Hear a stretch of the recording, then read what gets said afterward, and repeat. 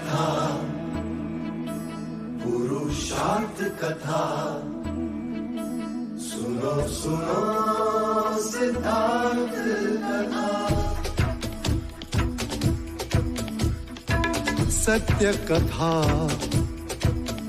पुरुषार्थ कथा, सुनो सुनो सिद्धार्थ कथा। चढ़ते सूरज सा तेजवान वो कीर्तिमान, हुंकार भरे जब कूच करे, थर थर कांपे आसमान। वो राजपुत्र वो शूरवीर, पर्वत को भेद दे उसके तीर, शांति का स्रोत करुणा की धार, निर्झर झरे मन से अपार। वो राजपुत्र वो शूरवीर, पर्वत को भेद दे उसके तीर, है शाक्य वंश का वो तारा, जगमग है जिससे जग सारा।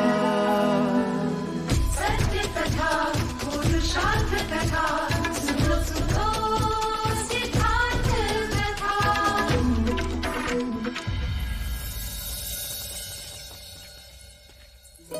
युवराज सिद्धार्थ, यशोधरा, इसे स्पर्श करो ताकि ये धान और ये धन ब्राह्मणों में बांट दिया जाए।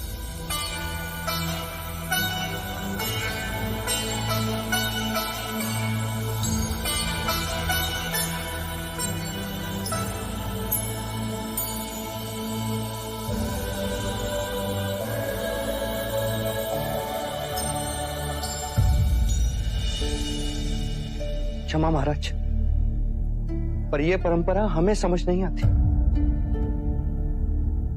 कैसी परंपरा पुत्र?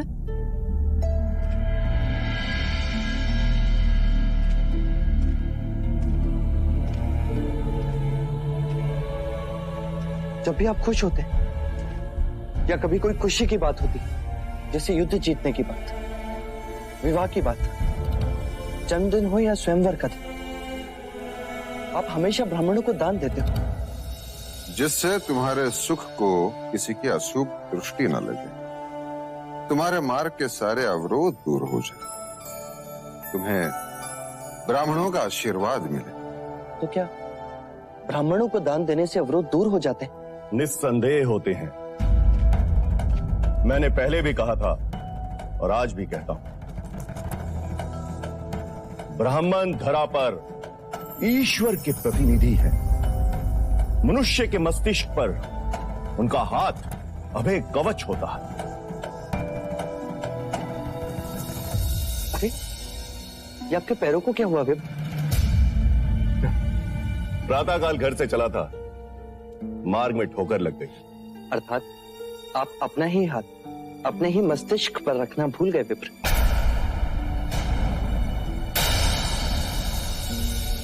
अब कहना क्या चाहते हैं युवराज? वही महाराज कि जो ब्राह्मण केवल मनुष्य के सर पर हाथ रखने से उसके मार्ग के अवरोधों को दूर कर सकता हूं, उसे स्वयं ठोकर क्यों लगी? ये हमारा अपमान है महाराज। मेरा उद्देश्य आपको अपमानित करना नहीं, पर इस प्रश्न का उत्तर तो आपके पास भी नहीं। प्रत्येक मनुष्य को अपने कर्मों के अनुसार फल भुगतना पड़ता है। अर्थात कर्म ही अंतिम है। आपके दृष्टिकोण से कर्म ही निर्णायक है। मनुष्य को अपने कर्मों से कोई नहीं बचा सकता। सत्य है। अर्थात आपके आशीर्वाद मिथ्या है विप्र। युवराज! क्षमा विप्र, आप गुरु हैं, ज्ञानी, मुझे उद्दंड ना समझे। पर जब कर्म ही सब कुछ है, तो वर्णों को इतना महत्व क्यों कि ब्राह्मण मस्तिष्क पर हाथ रखे तो आशीर्वाद और शूद्र छू भी ले तो अपराध?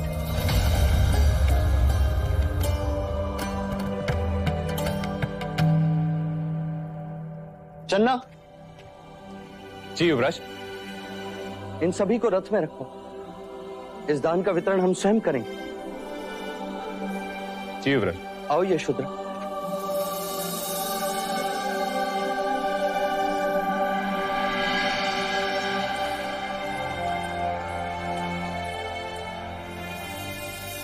क्षमा आचार्य। युवराज सिद्धार्थ की जय, युवराज सिद्धार्थ की जय, युवराज सिद्धार्थ की जय, युवराज सिद्धार्थ की जय, युवराज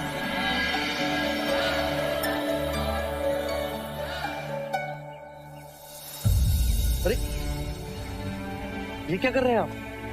ईश्वर है आप हमारे लिए, जो स्वयं अनाज बांटने आए। मैं चाहता हूं आज से कपिलवस्तु में कोई भी भूखा ना रहे, सबको अन्न मिले, अपना अधिकार मिले। युवराज, आप हमें ये बताएं कि इस उपकार के बदले हम आपको क्या दें? अपनी पीड़ा, आप सबकी पीड़ा लेने आया हूं मैं। हटो, हटो। पीड़ा? हमारी पीड़ा? आप हमारी पीड़ा क्या समझोगे युवराज? कभी भूखे पेट सोए हैं? कभी कड़कड़ाती ठंड में बिना वस्त्र के इस धरा पर रातें बिताई हैं? क्या आप स्वयं कभी अपने ही घर में भीगे हो? नहीं ना? तो आप हमारी पीड़ा क्या जानेंगे युवराज? हमें आपका ये दान नहीं चाहिए। हम शाक्य हैं, हमारी भुजाओं में इतना बल, इतनी शक्ति है कि हम अपने परिश्रम की रोटी खा सकते हैं। और यदि आप हमारी सहायता करना ही चाहते हैं तो अपने राज्य के अधिकारियों को अत्याचार से रोको। हाँ युवराज, ये सही कह रहा है। अतिरिक्त कर के नाम पर रोटी तो ठीक, पर बचा कुचा सामान भी ले जाते। आपका दिया तो मिलने से रहा, जो है उसे भी छीन लेते हैं। कल मेरे घर से वो बर्तन कंबल तक ले गए, और आज मेरी माँ ठंड से मर गई।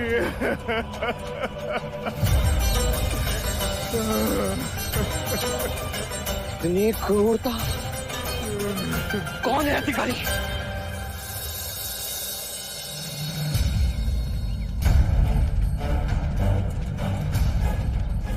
युवराज, आप प्रणाम। याचना सुनकर आए। प्रजा कहती है कि राज के अमलदार होकर भी तुम उन पर अत्याचार करते थे। कदापि नहीं युवराज। इतना धन कैसे, जबकि तुम तो किसान भी नहीं। गरीबों से छीना हुआ अनाज है युवराज। इतना लोग? आधा धन राजकोष में जाता है युवराज। किसके राजकोष में? राजा वीर बाहु, उनका आदेश। मैं तो बस पालन करता हूँ। वीर बाहु का आदेश सुनते हो और इन गरीबों की आवाज सुनाई नहीं देती तुम्हें? इसका दंड तुम्हें मिलना ही चाहिए। क्षमा करें युवराज, क्षमा करें। आगे से ऐसा अपराध कभी नहीं होगा। क्षमा करें युवराज। युवराज, इनके पापों का दंड तो ईश्वर ने हमें पहले ही दे दिया है, हमारी पुत्री को विकलांग बना के।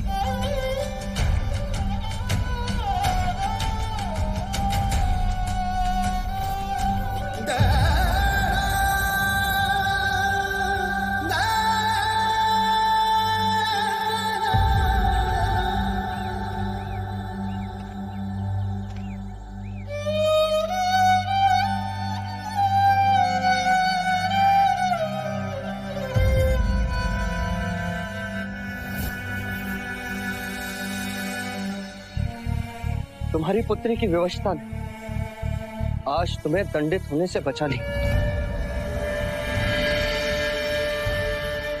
अब जिन हाथों से तुमने ये छीना है, उन्हीं हाथों से गांव वालों में इस अनाज को बांट दो। अवश्य युवराज, अवश्य। और आज इस गांव के प्रत्येक बालक को तुम स्वयं अपने हाथों से एक एक निवाला खिलाओगे।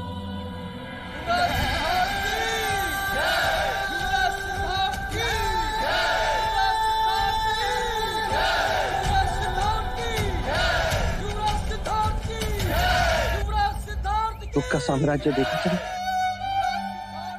आज तक मैं सोचता था कि धन सुख देता है, दुख को दूर करता है, पर ये गरीब जिनके पास ना धन है ना धान, वो भी दुखी। और ये अधिकारी जिसके पास धन भी है और धान भी, ये भी दुखी। अर्थात धन भी दुख को दूर नहीं करता। हाँ, कभी कभी बढ़ाता अवश्य है।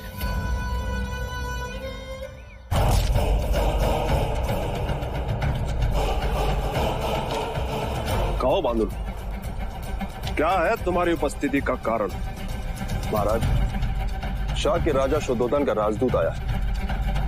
कह दो उससे कि महाराज मंत्रणा में नहीं मिल सकते। जी महाराज, परंतु वो आपके नाम महाराज शुद्धोधन का यह संदेश भी लाया। क्या लिखा है?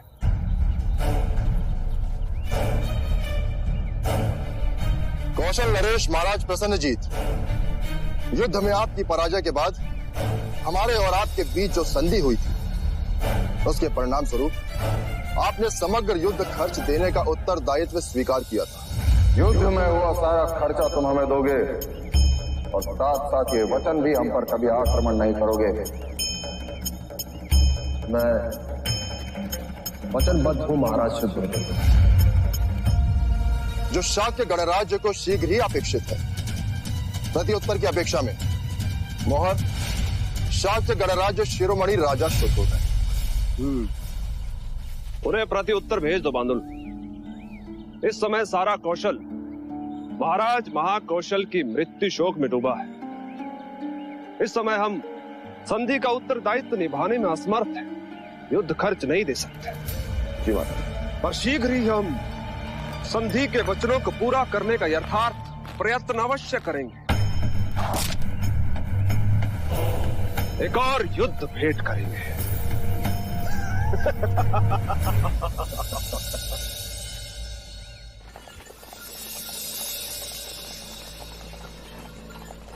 रथ रोको चलना।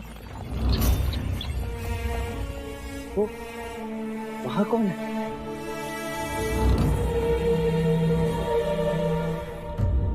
वो सन्यासी है युवराज।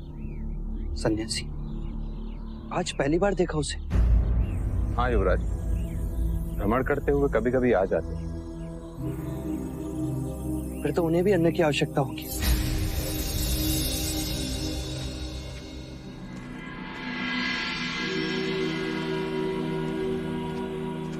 प्रणाम। मैं शाक्य युवराज सिद्धार्थ हूं, आपको अन्न देने आया हूं। क्या कहकर पुकारूं आपको? कुछ भी कह ले। साधु, संत, योगी, तपस्वी, कुछ भी कह के पुकार सकता है। क्या मैं आपसे ये पूछने की दुष्टता कर सकता हूं कि आप रहते कहां हैं? ये सारा संसार ही है घर मेरा। और काम? काम तो संसारी करते हैं, सन्यासी नहीं।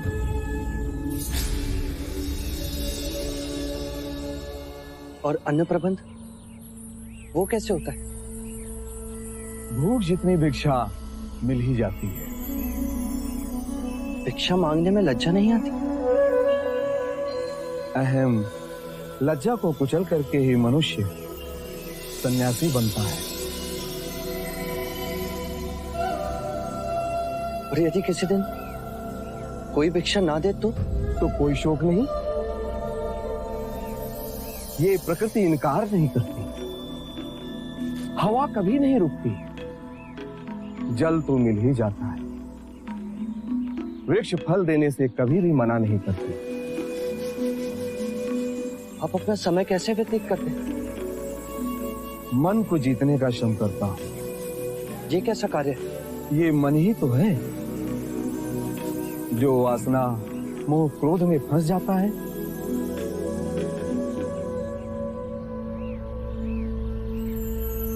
आप यहां से किस मार्ग जाएंगे? वो मैं नहीं, ये मार्ग ही सुझाएगा जहां आनंद मिले। राजन, ये धान तुम ले जाओ, इसकी मुझे कोई आवश्यकता नहीं। तुम अपने मार्ग चलो, मैं चला अपने मार्ग।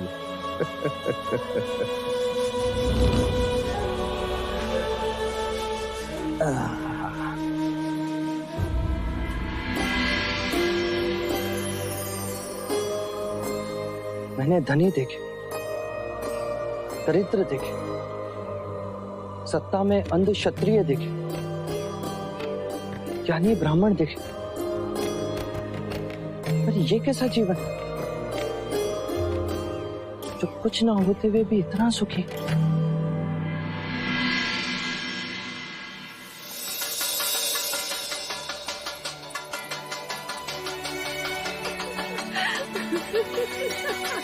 क्या हुआ मंगला दीदी?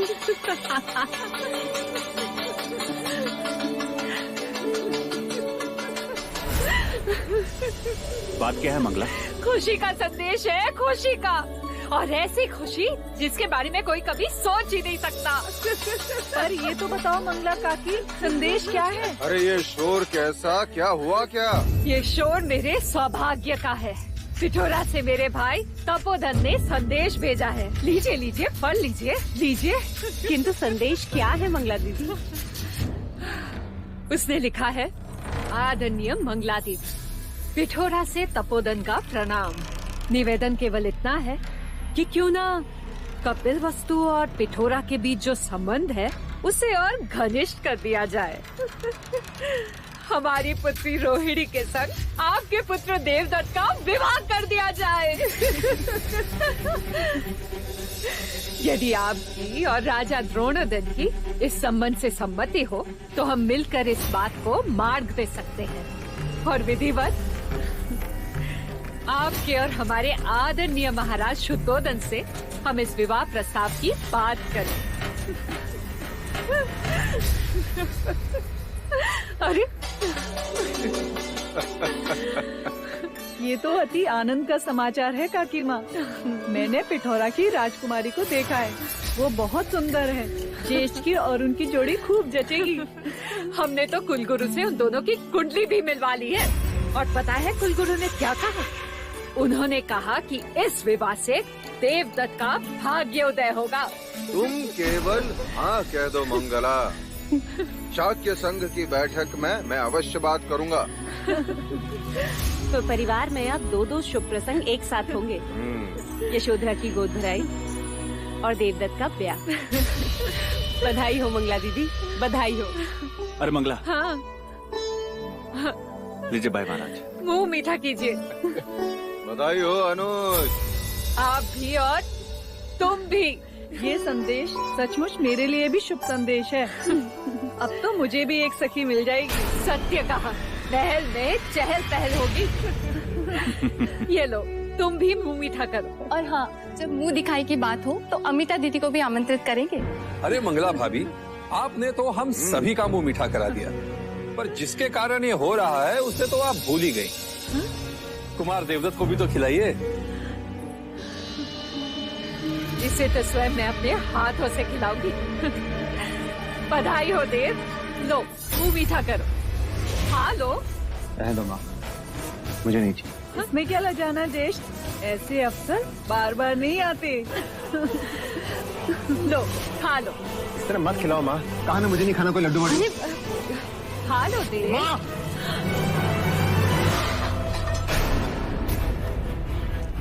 देवदत्त। कुमार, ये क्या किया? देव, देव।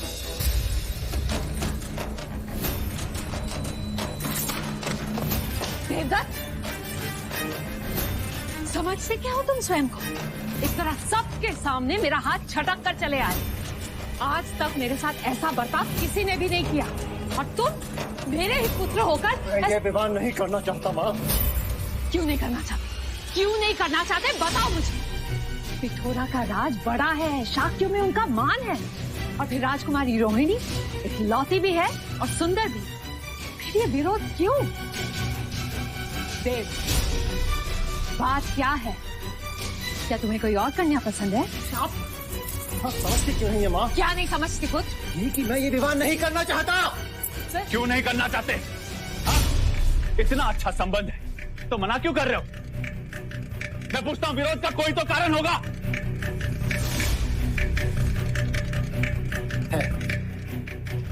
तो बताते क्यों नहीं?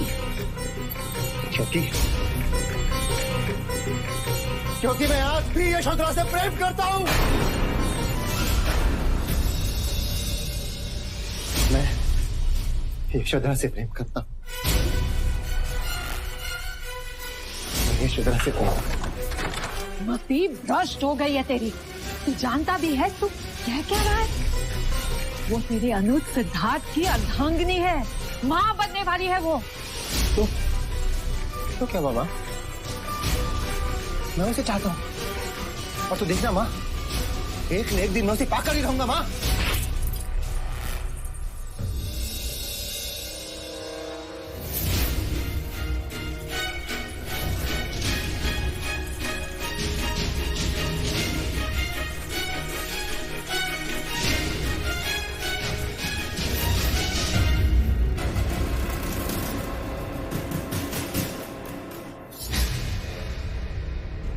लज्जा नहीं आई तुझे ऐसी ओछी बात करते हुए? पुत्र, एक एक निवाला चांदी के थाली से तुझे खिलाया।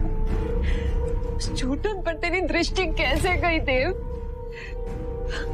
देखो पुत्र, तुम्हारी दृष्टि केवल सिंहासन पे होनी चाहिए, सिद्धार्थ की अर्धांगिनी पर नहीं। और जो संबंध हुआ ही नहीं, उसके बारे में क्या सोचना। मेरी दृष्टि को इस प्रकार देखना आपने सिखाया है, आप दोनों ने। जो सिद्धार्थ का है वो तुम्हारा है, तुम्हारा ये सीख आप ही की थी। और आज जब मैं यशोधरा के सिवा किसी और के बारे में विचार भी नहीं कर सकता, तो आप मुझे रोक रहे हैं। नहीं चाहिए मुझे कोई सिंहासन, मुझे केवल यशोधरा चाहिए, केवल यशोधरा। देवदत्त,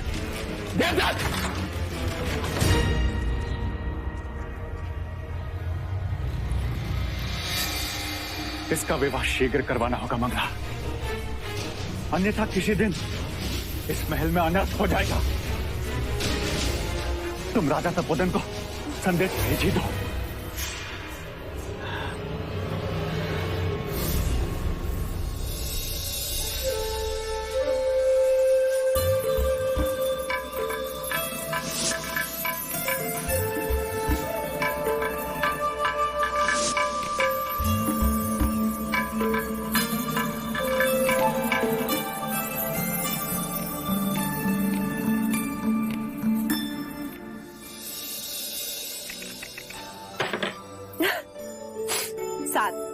मैं जीत गई।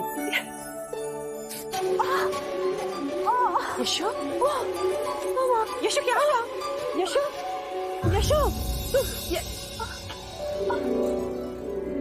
यशो, नटखट।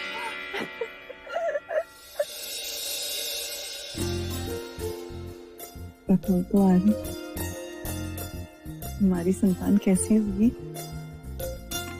कैसी होगी अर्थात? देव या देवी? मैं चाहता हूँ गोपा, मैं मनुष्य ही हूँ।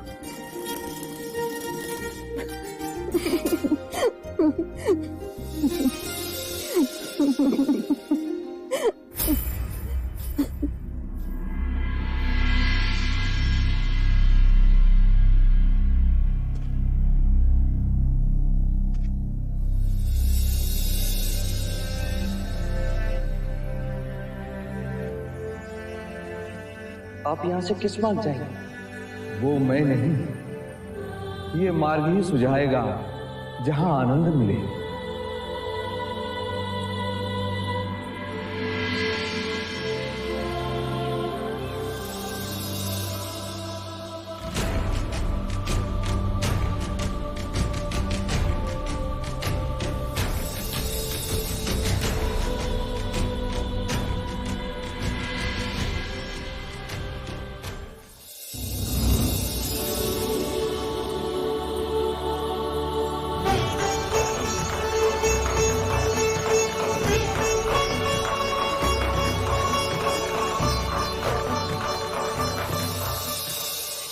आओ मित्र दीदी, मार्ग में कोई कठिनाई तो नहीं है? खुशी के मार्ग में कठिनाई कैसी? आने वाले बच्चे की कल्पना करते करते मार्ग कब कट गया पता ही नहीं चला। सच, अब कुछ दिनों में ही मुझे रानी दादी और आपको रानी नानी कहने वाला आने वाला है। देखो तो, पहले विवाह की बात सुनकर कितना लज्जाती थी, और अब विवाह हुआ नहीं कि सृजन सृष्टि का कार्य प्रारंभ। चुप कर रेनू, नहीं तो अभी यही डांट दूंगी। आइए। अरे मंगला, चलो ना, यहीं खड़े रहकर द्रोणोदन भैया की प्रतीक्षा करनी है। नहीं, आपके भैया की नहीं, अपने भैया की प्रतीक्षा कर रही हूँ। वो आ रहे हैं ना देवदत्त के विवाह की बात करने। देवदत्त का विवाह? हाँ मिता दीदी, तुम्हें इतना शीघ्र बुलाने का कारण केवल यशोधरा की गोद भराई ही नहीं, बल्कि देवदत्त के विवाह की बात भी है।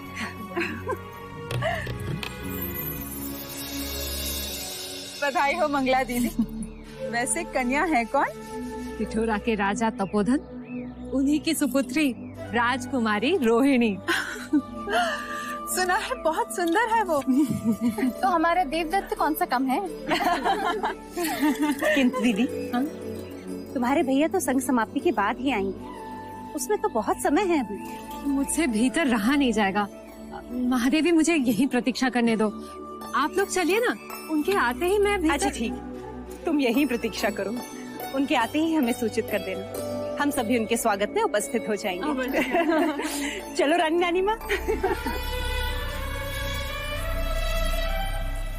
सुस्वागतम। कपिल वस्तु में आपका स्वागत है। पधारिए। राजा द्रोणोदन, आपको हमारी ओर से कुमार देवदत्त के विवाह का प्रस्ताव तो अवश्य मिला होगा। हाँ राजा तपोधन, दोनों की कुंडलियां भी मिलती है। अब बस परंपरा के अनुसार आपकी और हमारे भाई महाराज के बीच औपचारिक बात हो जाए, बस इतना ही विलंब है। तो फिर सभा के उपरांत विधिवत हम महाराज शुद्धोदन से इस संबंध की चर्चा करेंगे। अवश्य, आपका स्वागत होगा। चलिए पहले ये सभा तो समाप्त हो जाए। आइए। महाराज शुद्धोदन की, महाराज शुद्धोदन की। पिछली सभा में लिए निर्णय के अनुसार हमने कौशल नरेश महाराज प्रसन्नजीत को युद्ध के खर्च देने की बात याद दिलाने के लिए दूत भेजा था, पर महाराज प्रसन्नजीत युद्ध खर्च देने से मना कर दिया। अर्थात उन्होंने संधि का उल्लंघन किया है, अपनी अधम राजनीति का परिचय दिया है। अर्थात अब हमें महाराज महाकौशल से बात करनी होगी। और हमें ये अशुभ समाचार भी मिला है कि महाराज महाकौशल का देहांत हो गया है।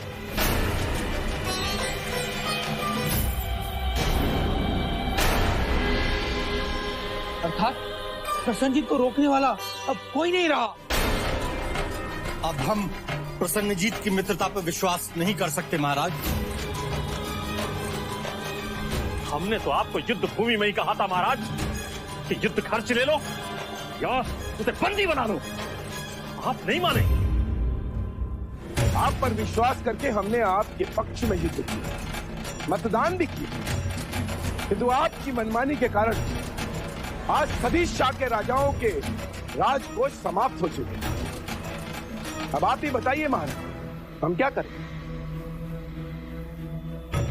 इतना ही नहीं, आपके युवराज सिद्धार्थ हमारे राज्य में आकर हमें अपनी ही प्रजा से कर लेने से रोक रहे हैं। क्यों ना रोको?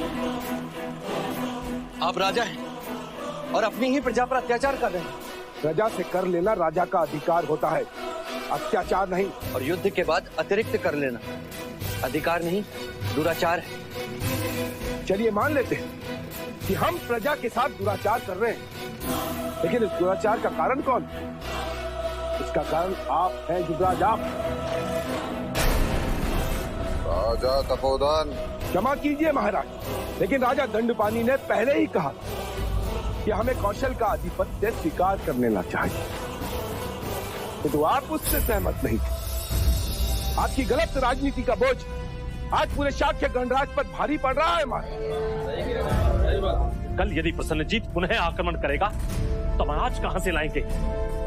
बिना धन के धातु कहां से खरीदेंगे? और शस्त्र कैसे बनाएंगे? बताइए कैसे बनाएंगे हम? तो इसका अर्थ ये तो नहीं कि आप अपनी ही प्रजा पर कोड़े बरसाएंगे, उन्हीं का घर लूटेंगे? क्या सत्य है? मैंने स्वयं देखा है कि किस तरह आपके सैनिक एक वैश्य व्यापारी पर बीच चौराहे कोड़े बरसा रहे थे। और आपके अधिकारी? यह आपत्ति काल है युवराज। यदि हमने इस समय दूसरे युद्ध की तैयारी नहीं की तो हम सभी दास बन जाएंगे। और दासत्व का अनुभव तो आपके राज्य में आपकी प्रजा कर ही रही है। मर्यादा में रहिए युवराज।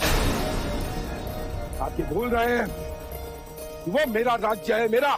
और आप भी ये भूल रहे हैं कि आपका राज्य शाक्य गणतंत्र का एक हिस्सा है। तो क्या आप मनमानी करोगे? मनमानी तो आपने की थी युवराज, जो उस प्रसन्नजीत के सामने संधि का प्रस्ताव रखा।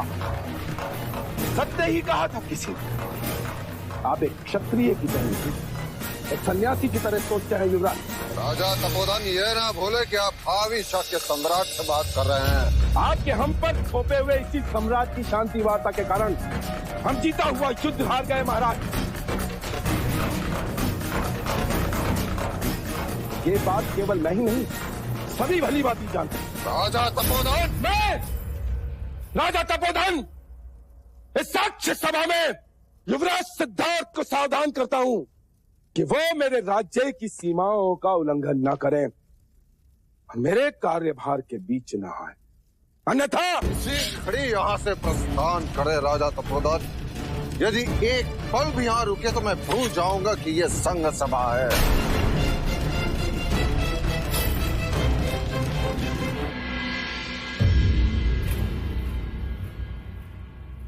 मैं अपने इस अपमान को कभी नहीं भूलूंगा महाराज। एक बात मैं अवश्य कहूंगा कि आप दोनों शाक्य गणराज के अपराधी हैं और आपको इस अपराध के लिए दंड अवश्य मिलेगा, अवश्य मिलेगा। क्या चले गया? पीछे तो पीछे रो चले। अरे ये प्रजा का दरबार नहीं, शाक्य की सभा है। यहाँ सभी को अपना पक्ष रखने का अधिकार है। यहाँ ना कोई छोटा है ना कोई बड़ा।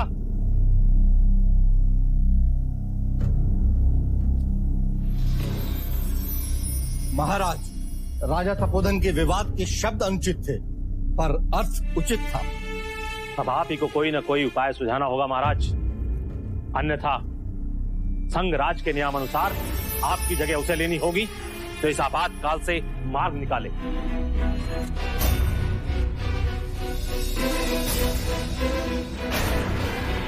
शाक्य सभा यदि अनुमति दे तो एक सुझाव है मेरे पास महाराज। कहो युवराज।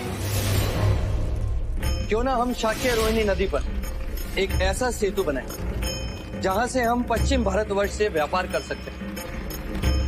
परंतु इससे क्या लाभ हो? कौशल के रास्ते जाने की आवश्यकता नहीं पड़ेगी और इस मार्ग का प्रयोग हम मगध को भी करने देंगे। मगध को? जी, ये मार्ग कई योजन छोटा होगा और इस मार्ग से उनके कई दिन बचेंगे। उन्हें समय का लाभ होगा और हमें आर्थिक। वो कैसे? हमारे इस मार्ग का उपयोग करने के प्रतिफल में हम मगध से चुंगी लेंगे, जिससे हमारे राजकोष को आर्थिक लाभ होगा और इस व्यवस्था से एक और अप्रत्यक्ष लाभ होगा महाराज। कैसा लाभ? प्रसन्नजीत के संभावित आक्रमण से हमें मुक्ति मिलेगी और मगध नरेश राजा बिंबिसार हमारे साथ होंगे, जो कि प्रसन्नजीत के बहनोई। तो प्रसन्नजीत उनके विरुद्ध कभी नहीं जाएगा। महाराज, युवराज का सुझाव अति प्रशंसनीय है। महाराज, युवराज का यह प्रस्ताव हम सबको मान्य है। परंतु प्रश्न ये है, इस नए मार्ग का प्रस्ताव लेकर मगध नरेश बिंबिसार से मंत्रणा करने जाएगा कौन?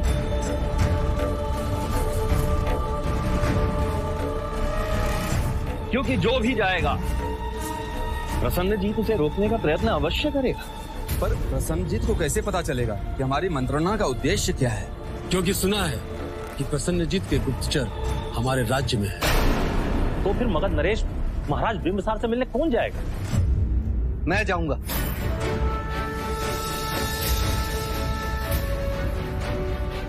मेरे कारण ही आप सब इस संकट में फंसे। अब मैं ही आप सबको इस परिस्थिति से पार उतारूंगा, और वो भी बिना युद्ध के।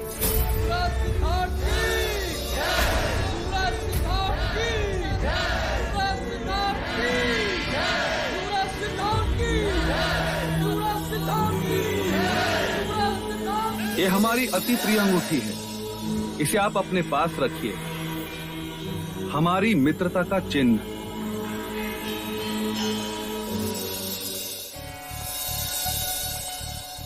ये द्वार पर क्यों खड़ी हो मंगला? खुशी का स्वागत करने।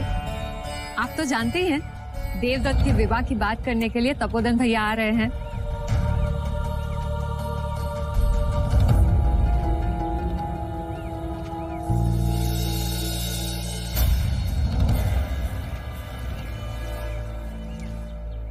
भीतर चलो मंगला। हाँ हाँ, आप चलिए, मैं तपोधन भैया के आते ही कोई नहीं आएगा।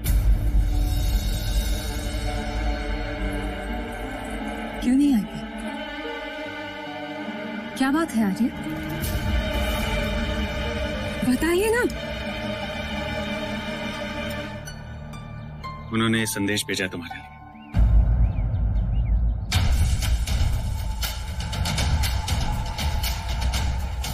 मंगला, इच्छा तो बहुत थी कि मेरी पुत्री राजकुमारी रोहिणी का विवाह देवदत्त के साथ और हम कपिल वस्तु के समधी थे, किंतु अब ये असंभव है। भरी सभा में तलवार दिखाकर आपके भाई महाराज ने हमें बहुत अपमानित किया। रिश्ते की बात कर अब हम और अपमानित नहीं होना चाहते, इसलिए हमें क्षमा कीजिए। आपका भाई तपोधन। मंगला, मंगला,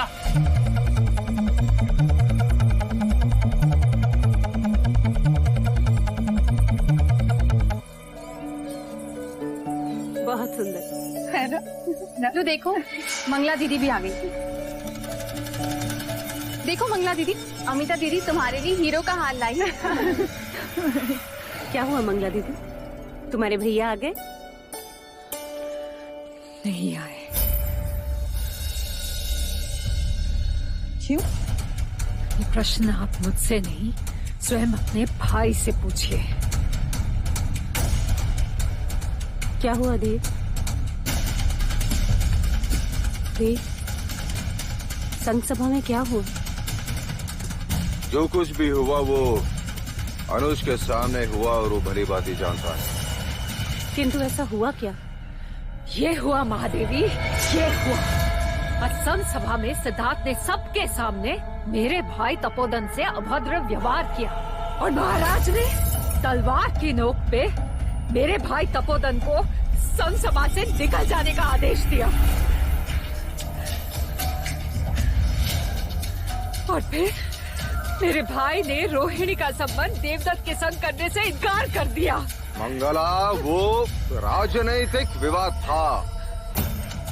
खूब जान गई हूँ मैं आपकी नीति को, खूब जान गई हूँ।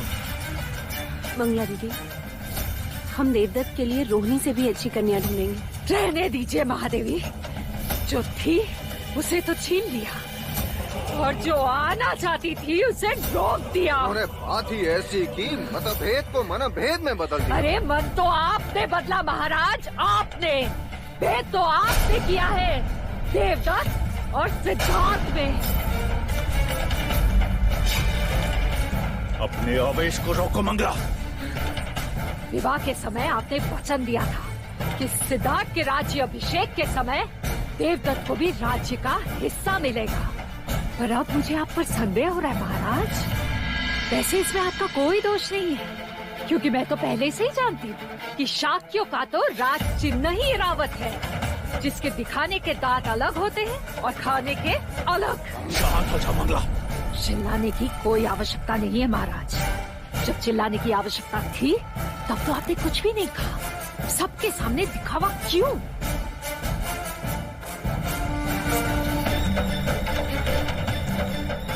जा रही हूँ।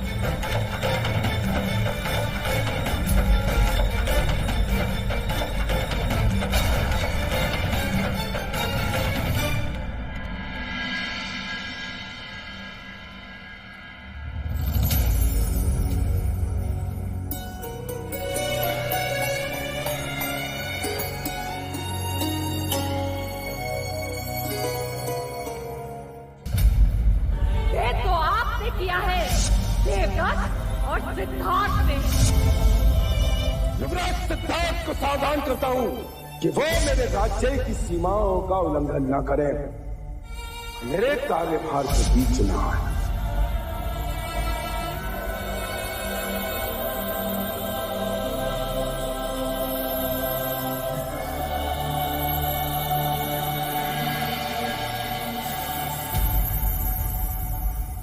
विचलित क्यों आ रहे?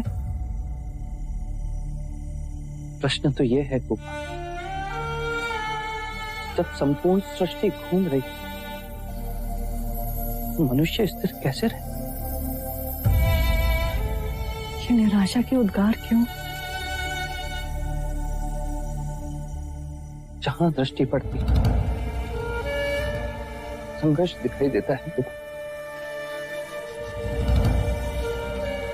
शाक्य संघ में विचारों का संघर्ष, महल में अपनों से संघर्ष।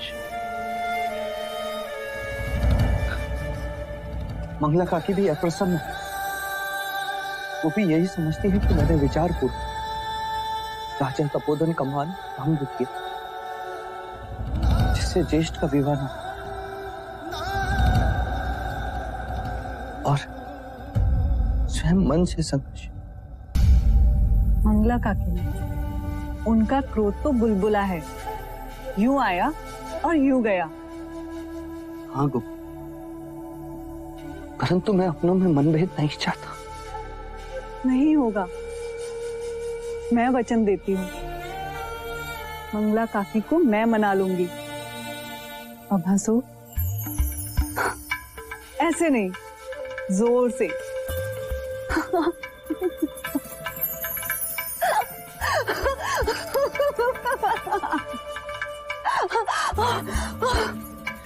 क्या हुआ गोपा? कुछ नहीं, ये कह रहा है हंसो मत, मैं विश्राम कर रहा हूँ माँ।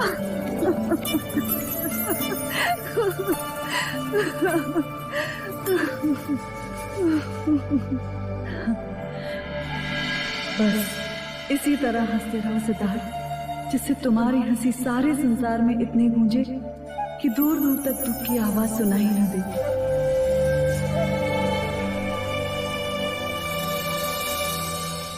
सत्य कथा, पुरुषार्थ कथा, सुनो सुनो सिद्धार्थ कथा।